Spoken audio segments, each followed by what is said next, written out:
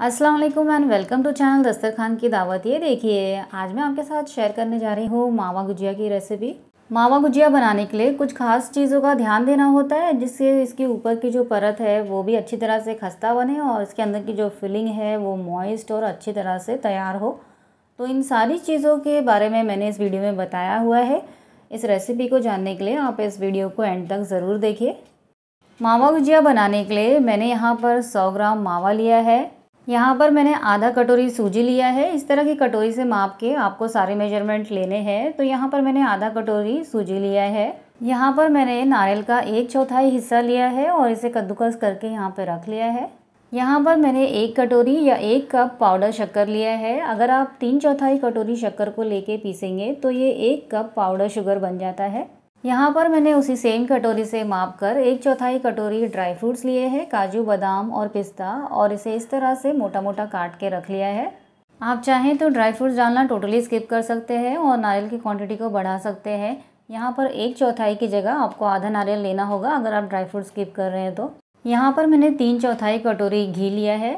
यहाँ पर मैंने आधा किलो का पूरा पैकेट मैदा ले लिया है। सारे इंग्रेडिएंट्स हमारे तैयार हैं, तो चलिए सबसे पहले आटा लगा लेते हैं। अब यहाँ पर मैंने एक परात ले लिया है। इसके अंदर पूरा आधा किलो पैकेट जो मैदे का है वो डाल देंगे और यहाँ पर हम डाल देंगे आधा कटोरी घी। यहाँ पर मैंने 3/4 कटोरी घी लिया है, इसमें से आधा कटोरी हम डाल देंगे और 1/4 घी हम बचा देंगे ड्राई फ्रूट्स, रवा वगैरह सेकने के लिए। और इसमें डाल देंगे 1/4 चम्मच नमक। और यहाँ पर मैंने आधा ग्लास पानी लिया है। पानी मैंने नॉर्मल टेम्परेचर पे लिया है, ना ठंडा है ना गर्म। अब ये जो आधा ग्लास पानी हमने लिया है, इसमें से थोड़ा थोड़ा पानी ही हम इसमें डालेंगे और इसका सख्त सा आटा गूंद लेंगे। पानी हमें थोड़ा थोड़ा करके ही डालना है, जिससे कि आटा ज़्यादा नरम ना हो जाए। ये देखिए, आटा हमारा तैयार हो गया है। सख्त सा आटा गूंद के हमने तैयार कर लिया है। तो अब इसे एक बाउल में डाल देते हैं और इसे कवर करके रख देते हैं कम से कम 20 से 25 मिनट के लिए, जिससे कि आटा थोड़ा लचीला हो जाए और इसे बेलने में आसानी हो। जब तक हमारा आटा तैयार हो रहा है, चलिए हम गुजिया के अंदर की फिलिंग तैयार कर लेते हैं। गुजिया के अंदर की फिलिंग तैयार करने के लिए मैंने यहाँ पर एक छोटी सी कढ़ाई ले ली है और उसके अंदर 1 टेबलस्पून घी डाल दिया है। घी डालते के साथ हम इसमें डाल देंगे सारे कटे हुए ड्राई फ्रूट्स और इसे चलाते हुए मीडियम फ्लेम पे इसका कलर चेंज होने तक और इसे गोल्डन ब्राउन होने तक पका लेंगे। ड्राई फ्रूट्स अब गोल्डन ब्राउन हो चुके हैं, तो अब हम इसे निकाल लेंगे और किसी बड़े से बाउल में रख लेंगे। अब यहाँ पर उसी सेम कढ़ाई में 1 टेबलस्पून घी मैंने और डाल दिया है और इसके अंदर अब हम डाल देंगे सारा जो नारियल हमने घस के रखा था वो, और इसे चलाते हुए मीडियम फ्लेम पे जब तक पकाएंगे जब तक इसका कलर थोड़ा सा लाइट गोल्डन ना हो जाए। नारियल का कलर अब लाइट गोल्डन हो गया है। अब इसे भी हम निकाल लेते हैं। अब कढ़ाई में मैंने 1 टेबलस्पून घी और डाल दिया है और इसी में हम डाल देंगे सूजी, और सूजी को चलाते हुए मीडियम फ्लेम पे जब तक पकाएंगे जब तक इसका कलर गोल्डन ब्राउन ना हो जाए। सूजी भी हमारी अब अच्छी तरह से भुन चुकी है। सूजी का कलर गोल्डन ब्राउन हो चुका है। तो अब इसे भी हम इस कढ़ाई में से निकाल के बाउल में डाल देंगे। अब कढ़ाई में डाल देंगे मावा और मावा को चलाते हुए इसे मीडियम फ्लेम पे थोड़ा सा इसे नरम पड़ने तक भुनेंगे। करीबन 2 मिनट बाद मावा सॉफ्ट हो गया है, तो अब इसे भी हम उसी सेम बाउल में निकाल लेते हैं।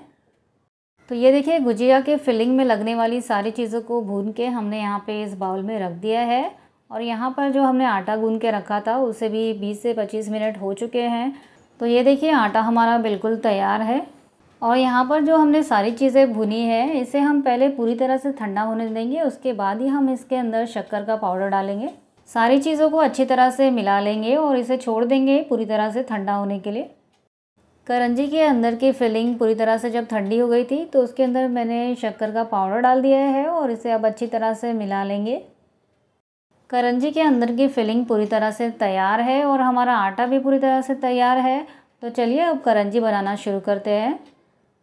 अब जो आटा हमने तैयार किया है उसमें से हम थोड़ा सा आटा लेंगे और इस तरह से हाथों के बीच में दबाते हुए इसकी लोई बना लेंगे।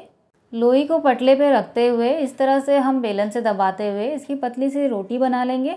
इस पर हम आटा या घी कुछ भी नहीं लगाएंगे, इसलिए हमें इसका थोड़ा सख्त आटा गूंदना होता है। ये देखिए, रोटी हमारी पतली सी तैयार हो गई है। तो अब इसे एक ग्लास या किसी कटोरी की मदद से हम काट लेंगे। इसे काटने के बाद बाकी का जो साइड का एक्स्ट्रा आटा है उसे इस तरह से हमें निकाल देना है और बाकी के बचे हुए आटे में हमें इसे मिला देना है। अब ये जो सर्कल्स हमने कट किए हैं उसके किनारों पे हम थोड़ा सा पानी लगा देंगे और ये जो फिलिंग हमने तैयार की है उसमें से 1 चम्मच जितनी फिलिंग हम लेंगे और ये जो सर्कल है उसके सिर्फ आधे भाग पर ही इसे रखेंगे, साइड्स में नहीं आने देंगे इसे इस तरह से ओवरलैप करेंगे और इसे फिर प्रेस कर देंगे फिंगर से ताकि ये चिपक जाए। इसी तरह से हम बाकी की 2 गुजिया के अंदर भी फिलिंग को भर लेंगे। गुजिया के साइड्स में डिज़ाइन करने के बहुत से तरीके हैं। इस तरह से आप फिंगर से प्रेस करते हुए इसे फोल्ड कर सकते हैं, ये एक तरीका होता है। या तो आप फोक की मदद से इस तरह से प्रेस करते हुए बिना मोल्ड के इसके ऊपर मोल्ड जैसी डिज़ाइन बना सकते हैं। तो ये देखिए हमारी सुंदर सी प्यारी सी और बहुत ही छोटी सी बाइट साइज़ गुजिया तैयार है। ये बहुत ही छोटी बन गई थी, मैंने ग्लास से कट किया था इसलिए। तो इसके बाद मैंने इसको काटने के लिए कटोरी का इस्तेमाल किया था। गुजिया का साइज़ छोटा रखना है या बड़ा, ये टोटली आपके ऊपर डिपेंड करता है। अगर आपको छोटी गुजिया पसंद है तो छोटी बनाइए और अगर आपको इस तरह से बड़ी गुजिया पसंद है, ये नॉर्मल साइज़ होता है, तो इस तरह का साइज़ बनाइए। इस तरह से हम सारी गुजिया तैयार कर लेंगे। लेकिन यहाँ पर आप देख सकते हैं जो मेरी स्टफिंग है वो थोड़ी सी बच गई है, तो इसे मैं किसी एयरटाइट डब्बे में डाल के फ्रिज में रख दूँगी और इसे बाद में कभी गुजिया बनाने के लिए इस्तेमाल कर लूँगी।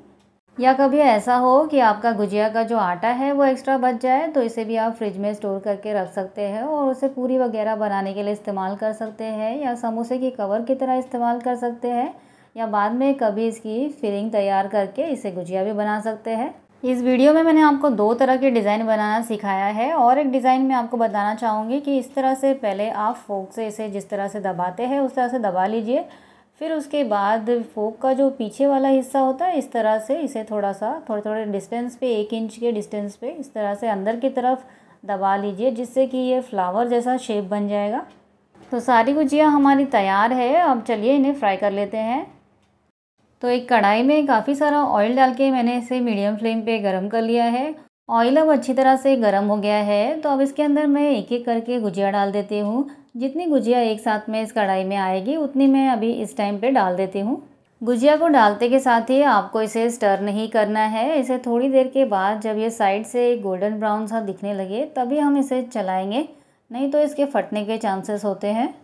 गुजिया अब साइड से थोड़ी गोल्डन ब्राउन दिखने लगी है, तो चलिए इसे पलट लेते हैं और दूसरी साइड से भी इसे अच्छी तरह से गोल्डन ब्राउन होने तक फ्राई कर लेते हैं।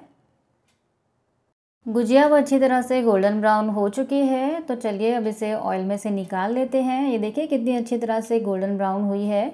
इस तरह से हम सारी गुजिया को निकाल लेते हैं। इसी तरह से हमें बाकी की सारी गुजिया को अच्छी तरह से गोल्डन ब्राउन होने तक फ्राई कर लेना है।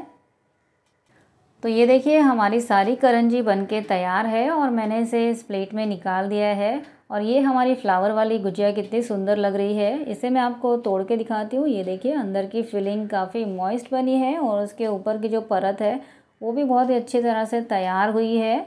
तो अगर आपको भी इसी तरह से परफेक्ट गुजिया बनानी है तो इस वीडियो में दिए गए सारे टिप्स एंड ट्रिक्स को अच्छी तरह से फॉलो कीजिए और आपकी भी गुजिया इसी तरह से परफेक्ट बनेगी। अगर आपको ये वीडियो पसंद आया है तो प्लीज़ इस वीडियो को लाइक कीजिए, चैनल को सब्सक्राइब कीजिए। मिलते हैं ऐसे ही मज़ेदार और एक्साइटिंग रेसिपीज़ के साथ, तब तक के लिए अल्लाह हाफिज़।